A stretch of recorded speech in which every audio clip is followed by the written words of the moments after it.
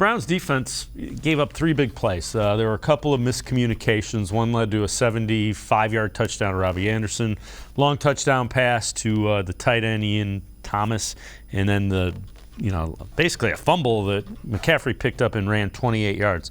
Other than that, the Browns shut down some talented skill position players for the Panthers.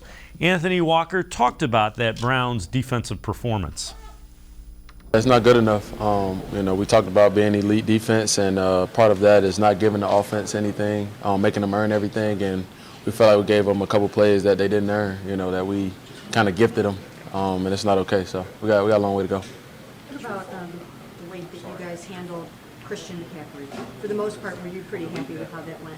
Yeah, for the most part. We let a couple plays get out. The screen pass, the one when the ball just kind of bobbled around in the backfield, he picks it up and, gets 20, 30 yards. For the most part, we was able to do, a good job on them. But, again, we want to, we want to suffocate a team and, put any energy that they have away. And we gave them life, and that's why they were able to be in the game so long. Tim, I like the idea because if the Browns are going to be successful, especially the first 11 games, that defense can't have lapses. Definitely not. And I mean, I think that is going to happen from time to time. And I know anything Walker, talking about trying to have a perfect mindset, perfection's impossible.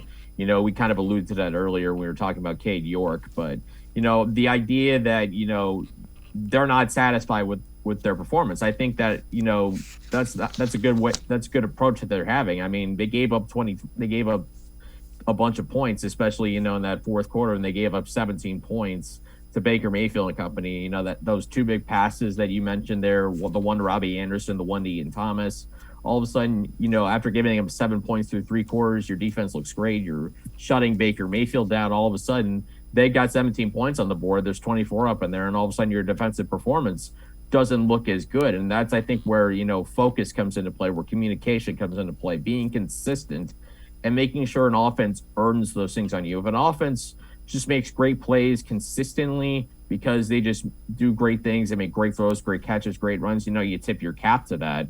Because as a defense in today's NFL, there's only so much you could do. But those big plays kind of were self-inflicted wounds, just coverage mistakes, just letting guys go by. And even in that 75-yard touchdown, you got to have a type of defensive mentality where you're not going to let anybody get behind you.